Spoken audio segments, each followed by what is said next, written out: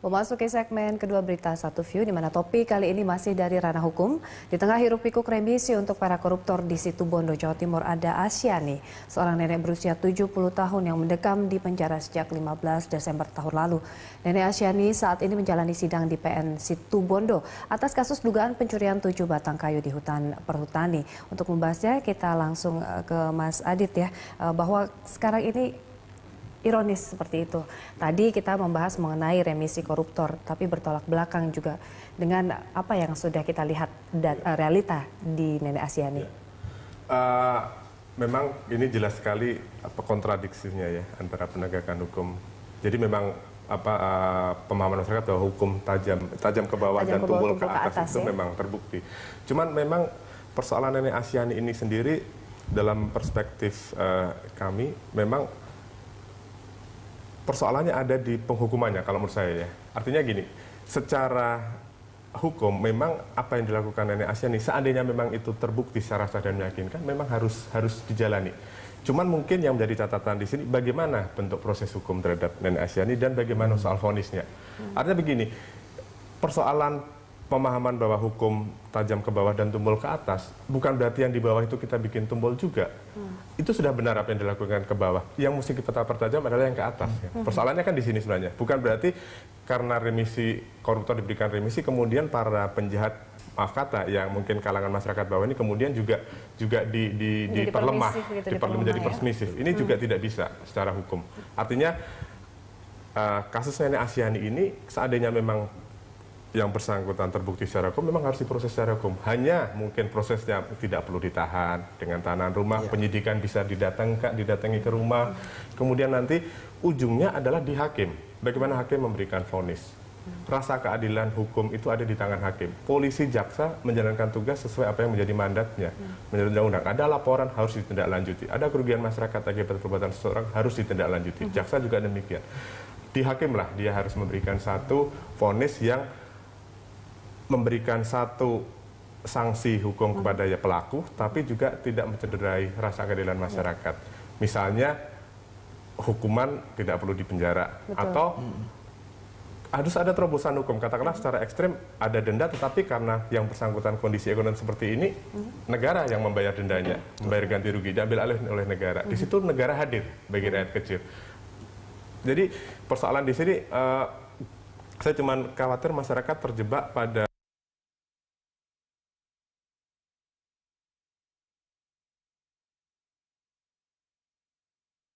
kemudian harus diperlakukan sama, diperlemah. Itu tuh yang kita mesti luruskan di sini bahwa kasus Nenek Asyani harus tetap diproses. Menurut saya ya, harus tetap diproses. Hanya tadi catatannya bagaimana proses yang dijalani oleh Nenek Asyani itu sedemikian rupa sehingga ada rasa empati kemanusiaan kepada yang bersangkutan dan ujungnya ada di tangan hakim. Hakimlah yang harus memutuskan sesuai dengan rasa keadilan masyarakat. Menurut saya di situ. Oke, ada kesalahan misalkan yang dilakukan, proses hukum harus berjalan begitu. Tetapi untuk pidananya sendiri 15 tahun dan juga dari proses hukum ada kejanggalan. Seperti apa Bang Aldi melihatnya?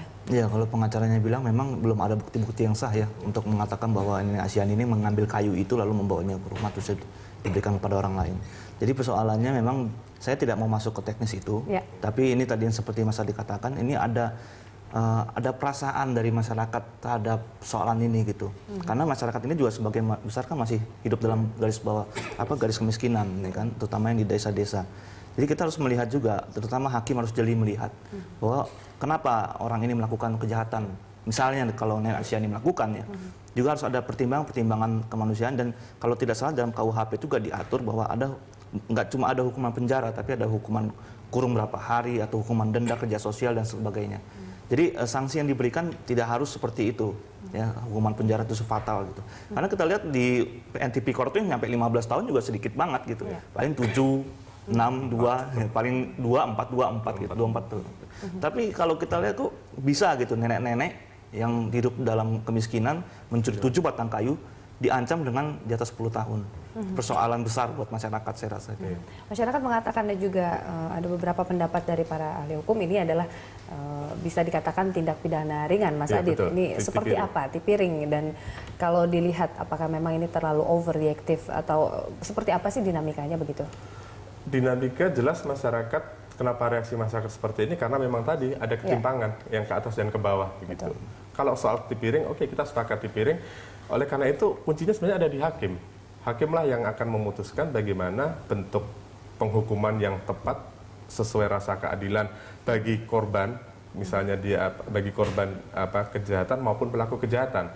Dalam hal ini kan korban kejahatan juga tidak bisa diabaikan juga, dia butuh keadilan juga yang diwujudkan oleh lembaga pengadilan begitu. Tapi di sisi lain kita juga tidak bisa menutup mata atas kondisi-kondisi tertentu yang dihadapi oleh pelaku kejahatan itu sendiri. Dalam kondisi seperti Nenek Asyani, ya saya kira seluruh bangsa Indonesia akan sepakat bahwa tidak layak dia dihukum sedemikian beratnya, tidak layak dia harus menghadapi proses hukum yang sama dengan para terpidana yang lain gitu. Mungkin ada hal-hal yang khusus. Saya kira hukum kan dibuat bisa proses hukum beracaranya bisa dibuat lentur untuk kondisi-kondisi tertentu seperti terpidana anak. Demikian juga terpidana yang sudah lanjut usia seperti Nenek Asyani bisa dibuat yang lebih manusiawi lah. Demikian juga. Dan sekali lagi muara dari semua ini adalah di hakim. Bagaimana hakim melihat seluruh persoalan, seluruh proses dari awal tindak kejahatan itu berlangsung, kemudian menelusuri latar belakang dari terpidana itu, kemudian lahirlah sebuah putusan hukum yang tidak mencederai rasa keadilan masyarakat. Itu yang sebenarnya dibutuhkan di sini adalah bagaimana hakim itu memutuskan tidak berdasarkan hitam di atas putih, tapi juga ada nurani. Ada nurani ya. Bang Aldi, kalau di Rakyat Merdeka sendiri ini bagaimana pemberitaan berimbang terkait kasus ini begitu? Ya, saya pikir dan kami di redaksi berpikir bahwa ini seharusnya kasus-kasus seperti ini yang Menteri Hukum dan HAM berbicara, gitu, mengambil tindakan. Gitu. Jangan coba berbicara di tataran politis gitu. Terusnya kasus-kasus besar ya. Tapi ini kan ada kasus kecil tapi sangat mengganggu masyarakat. Gitu. Nah, saya rasa ini momentum untuk pemerintah mengambil sikap dan menunjukkan kepada masyarakat ini kita pro terhadap keadilan masyarakat gitu. Ya inilah yang harus bukan intervensi ya, tapi dia harus melakukan suatu kalau bisa ke sana, ke lokasi dan bertemu dengan sang korban dan berbicara dengan korban. Dia juga bisa memberikan ya angin segar lah buat korban dan keluarganya ya, sehingga apa yang dilakukan oleh dia itu bukan untuk mempengaruhi penilaian hakim, tapi juga memberikan feedback kepada masyarakat. Oh, berarti pemerintah masih peduli dengan kasus-kasus seperti ini. Oke. Mas Adit, ini bagaimana civil society mengawal atau melihat ini nantinya begitu ya? Apakah juga nih akan memberikan satu perubahan pada putusan hukuman begitu? Saya kira dengan reaksi masyarakat seperti ini, kalau kita melihat tren sebelumnya, kemungkinan besar akan ini artinya akan ada pengaruhnya juga. Begitu juga banyak hal di pemerintahan dan di penegakan hukum itu manajemen by pressure kan. Jadi manakala sudah ada reaksi masyarakat yang sedemikian luar biasa, pasti akan ada pengaruhnya, dan kadang-kadang juga pemerintah akan langsung intervensi begitu. Dan kita lihat kemarin kan seperti Menteri Kehutanan juga sudah langsung mendatangi Nenek Asyani, memberikan satu pendekatan lah, entah apa yang bentuk solusi apa nanti yang disepakati antara Menteri Kehutanan sebagai kementerian teknis dari Perhutani yang menjadi korban dari yang dikatakan tindak kejahatan Nenek Asyani itu sudah mendatangi, dan Bupati Situbondo juga sudah mendatangi terpidana. Saya kira ini ya satu langkah kecil lah bahwa pemerintah peduli. Cuman memang intinya ada di lembaga hukum itu sendiri. Betul. Lembaga hukum inilah yang mesti melihat, tidak bisa menutup mata atas apa yang menjadi suara publik yang disuarakan selama ini, bahwa ini potret implementasi hukum yang tidak adil lah gitu. Baik. Antara atas dan bawah. Bang Aldi, ini masyarakat tampaknya semakin skeptik begitu ya terhadap penegakan hukum.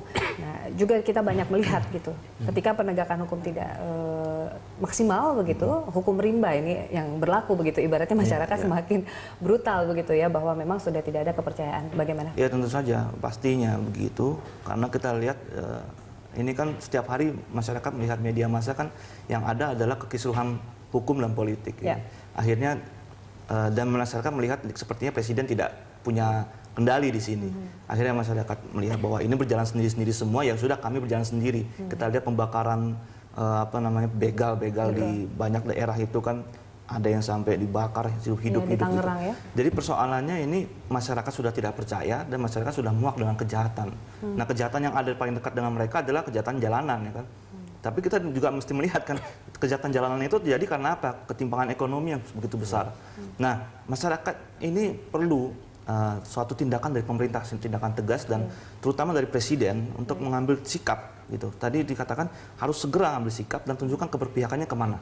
Seperti yang Mas Adit supaya tidak katakan terjadi ya, chaotic jangan di bawah. lagi menguras energi begitu ya, Iya, alih-alih nanti untuk terjadinya membenahi masalah chaoticnya hukum. semakin besar Baik. gitu. Kita harus jeda dulu Bang Aldi, Mas Adit, sesaat lagi di Berita Satu View kami akan kembali.